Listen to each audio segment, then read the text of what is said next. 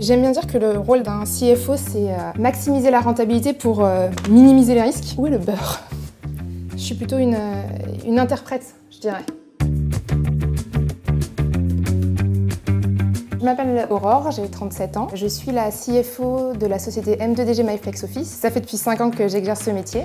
Et avant ça, effectivement, j'étais dans des domaines de la finance d'entreprise. Conseil, M&A, ce qui m'a permis de voir en fait l'ensemble du périmètre. J'ai adopté il y a peu un chien à la SPA qui avait un nom prédéfini qui s'appelle Soussou. Pour un DAF, c'est parfait.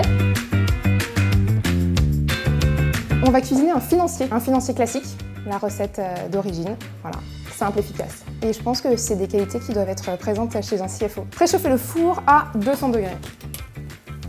J'espère que ça fonctionne, je suis pas du tout sûre que ça marche.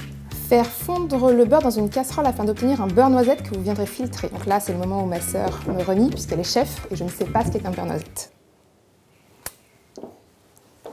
Où est le beurre? J'aime bien dire que le rôle d'un CFO, c'est maximiser la rentabilité pour minimiser les risques. Dit comme ça veut pas dire grand-chose, je suis assez d'accord. Très concrètement, en fait, c'est être capable, disons, de faciliter le business. Toutes les parties prenantes d'une société doivent pouvoir, grâce à mon travail, se concentrer sur ce qu'elles font. Elles doivent pouvoir le faire en tranquillité, en assurance, pour être le plus performante possible. Et moi, de mon côté, tout ça, je le coordonne, je l'interprète, je leur donne des informations, des données qui vont leur permettre de prendre les bonnes décisions au bon moment. Il n'y a pas de journée type. C'est ça qui est super dans mon job. On a tous les jours des choses différentes à faire. Des périmètres, des questions, des interrogations. C'est... Je suis en train de faire quand même le truc. Je garantis pas le résultat, hein, du coup. Faut que je m'habitue au... Et vraiment, ma sœur, je pense, va me renier en regardant... Si elle regarde un jour cette interview, parce que je pense que c'est la base. Mélanger la poudre d'amande, le sucre glace, la farine et l'extrait de vanille. Hop. Tac. Parfait. Voilà. Je pense pas qu'on puisse rêver un jour d'être directeur financier quand on est enfant. Moi, je voulais être vétérinaire. Voilà. Puis j'ai fait un stage et je me suis rendu compte que pas du tout en fait. Monter les blancs en neige, ferme avec une pincée de sel et ajoutez-les au mélange précédent. De la rigueur, un esprit analytique, il faut être humble vis-à-vis de ce qu'on ne sait pas, vis-à-vis du marché, vis-à-vis des équipes opérationnelles qui sont sur le terrain, et puis de l'exigence, évidemment envers les autres, mais je pense que l'exigence envers soi-même, c'est hyper important. Mon équipe, elle est un peu élargie parce que je m'occupe pas que de la compta finance. On a 5 personnes, plutôt juniors. J'ai aussi la charge des RH, j'ai la charge des achats et j'ai la charge du juridique. Et du coup, il faut que je verse le mélange. Mais là, il y a un truc qui m'étonne. J'ai pas mis un extrait de vanille. Tac. Là, je mets les œufs, c'est ça que j'avais pas mis. J'ai vraiment très peur du résultat.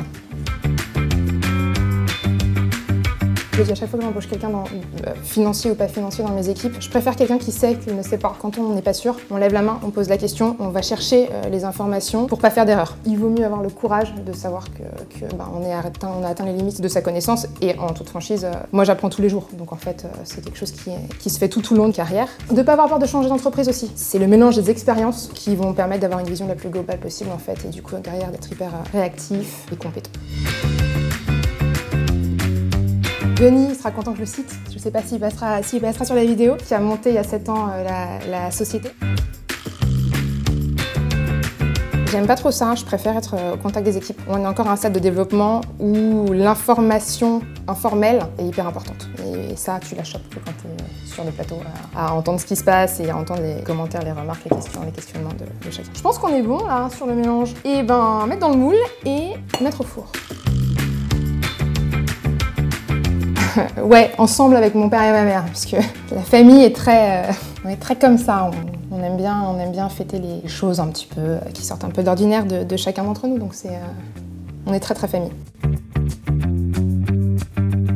La générosité de soi, c'est certain. Il faut toujours faire un petit peu attention et être pas l'excès de générosité. Je pense que ça, c'est pas possible dans le job qu'on fait, mais suffisamment généreux pour que quand il y a des contraintes, les gens n'aient pas l'impression que c'est juste pour les embêter. 15 à 20 minutes, chrono. Déguster non, parce que je suis allergique aux amandes, mais c'est pour vous, c'est pour les autres, c'est pour l'équipe. Ils sont très beaux, je suis assez fière de moi. Ils ont bien gonflé, ils ont une belle couleur. J'ai eu des doutes, mais ça fait partie du jeu de la pâtisserie, de la vie aussi de nos métiers.